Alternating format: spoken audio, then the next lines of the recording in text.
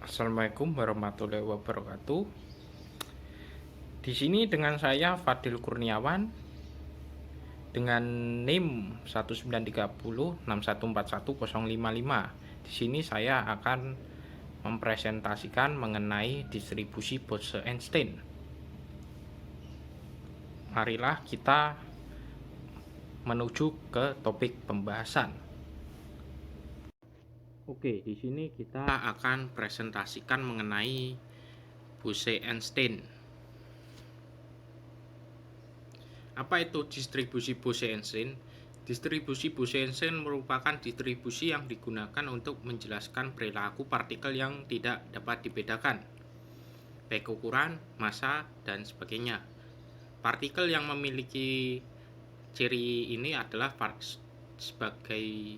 disebut sebagai partikel boson. Contohnya adalah foton. Untuk fungsi gelombang keseluruhan harus memenuhi syarat simetri bahwa menukar dua partikel tidak boleh mengubah makna fisika dari fungsi tersebut. Untuk memenuhi syarat ini, kita tidak boleh menamai partikel dengan identitas A, B, C, dan sebagainya. Karena contoh objek yang digunakan pada distribusi Bose-Einstein adalah foton, maka alternatifnya adalah yang tadinya partikel dinamai ABC menjadi seperti pada gambar, yaitu sebuah simbol yang sama, dan seterusnya. Untuk memahami penurunan fungsi ini diperlukan pemahaman tentang permutasi benda-benda yang tidak dapat dibedakan. Sifat yang ditunjukkan oleh sebuah besaran yang nilainya konstan serta bagaimana mencari nilai maksimum dari sebuah fungsi. Yang pertama adalah sifat dasar boson. Sifat dasar boson adalah tidak dapat dibedakan.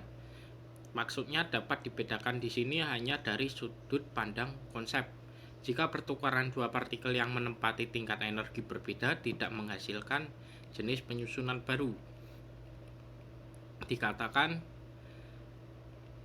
sebagai tidak dapat dibedakan, seperti partikel subatomik. Sifat partikel subatomik yang tidak dapat dibedakan dapat dipahami dari konsep gelombang partikel. Panjang gelombang de Broglie dengan massa dan laju partikel, karena massa partikel subatomik kecil sehingga panjang gelombang sangat panjang. Sehingga kedua fungsi gelombang menjadi tumpang tindih dan tidak dapat dibedakan. Sifat partikel yang tidak dapat dibedakan dapat dipahami dari konsep gelombang partikel. Partikel ini memenuhi lambda sama dengan H per mv.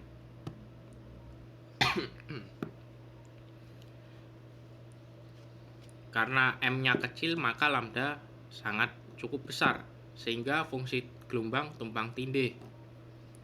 Dan boson adalah sistem yang memiliki spin kelipatan bulat dari H per 2V, sehingga sistem ini tidak memenuhi prinsip eksklusif Pauli, dan satu tingkat energi dapat ditempati oleh partikel sebanyak-banyaknya. Yang kedua adalah konfigurasi boson. Agar kita bisa menentukan fungsi distribusi Bose-Einstein, kita terlebih dahulu harus menentukan konfigurasi dengan probabilitas paling besar. Yaitu caranya adalah kita membagi tingkat energi sistem dalam assembly atas M kelompok. M artinya jumlah. Yang dimaksud ada jumlah di sini. Ya, seperti pada gambar. Jumlah keadaan, energi, dan partikel dipisah. Kita analogikan sebagai sebuah kursi. Kursi dapat saja kosong, namun kursi bisa menampung benda sebanyak-banyaknya. Benda merupakan benda jika benda tersebut merupakan sistem jika kita analogikan, dan kursi adalah keadaan. Jika total kursi adalah G1, GI, maka jumlah totalnya adalah yang bisa ditukar adalah GI-1. Bersama dengan partikel sebanyak N1, maka total benda yang dapat ditukarkan adalah GI-1 plus N1 sama dengan GI plus N1 min 1, yaitu akibatnya jumlah penyusunan yang dilakukan adalah GI plus N1 min 1 faktorial. Ya, seperti pada gambar, selama susunannya sama maka dianggap sebagai satu jenis susunan. Oleh karena itu, jumlah penyusunan berbeda untuk N1 boson dalam GI adalah G1 plus N1 min 1 faktorial per G1 faktorial dikali N1 faktorial.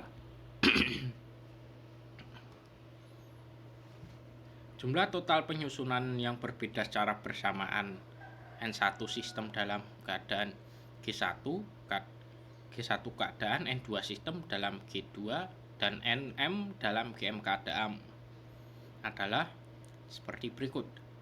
Tinggal dikalikan saja, sehingga W adalah sigma perkalian M dari M dengan S sama dengan 1 dikali dari, maksudku bukan perkalian namun dari GS plus NS min 1 faktorial dibagi GS faktorial dikali NS faktorial. 3 adalah konfigurasi maksimum. Selanjutnya kita akan menentukan konfigurasi dengan peluang kemunculan paling besar. Kita ambil logaritma ruas kiri dan kanan dari persamaan yang sebelumnya. Kemudian kita len kedua ruas tersebut menjadi len W sama dengan len sigma M dengan S sama dengan 1 dari GS plus NS min 1 faktorial dibagi GS faktorial dikali NS faktorial, menjadi sebuah persamaan yaitu sigma penjumlahan dari M dengan S sama dengan 1 dikali len dari GS plus NS min 1 faktorial dibagi GS faktorial dikali NS faktorial. Ya, kita jabarkan menjadi sigma M dengan S sama dengan 1 dari len GS plus NS min 1 faktorial dikurangi len GS dikurangi len NS faktorial. Kemudian kita gunakan pendekatan Stirling untuk melakukan penyederhanaan sebagai berikut.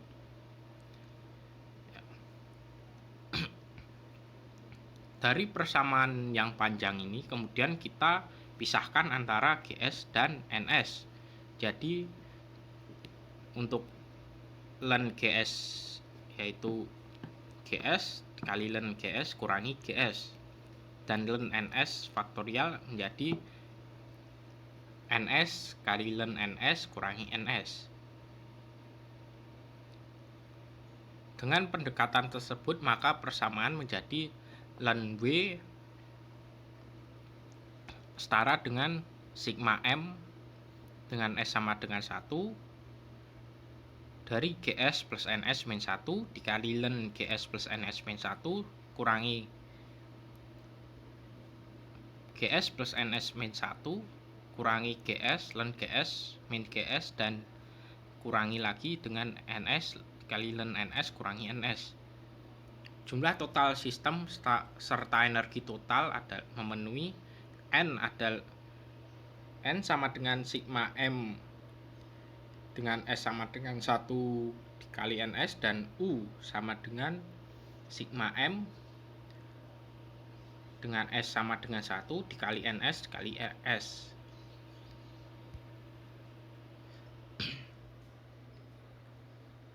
Konfigurasi probabilitas maksimum yaitu dengan memaksimumkan len W dengan memperhatikan constraint pada persamaan yang tadi.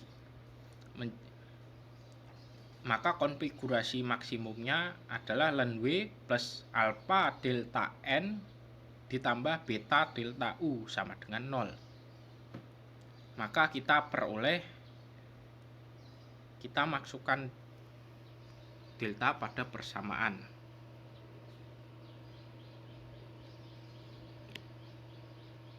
Ya, seperti pada gambar ini. Ya, kita hitung suku yang terkandung pada persamaan.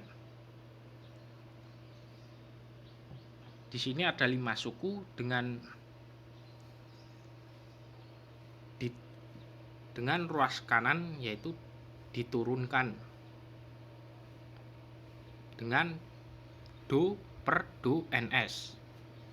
Dengan demikian delta ln W setara dengan sigma M dengan S sama dengan 1 dikali ln dari GS plus NS min 1 bagi NS dikali delta NS.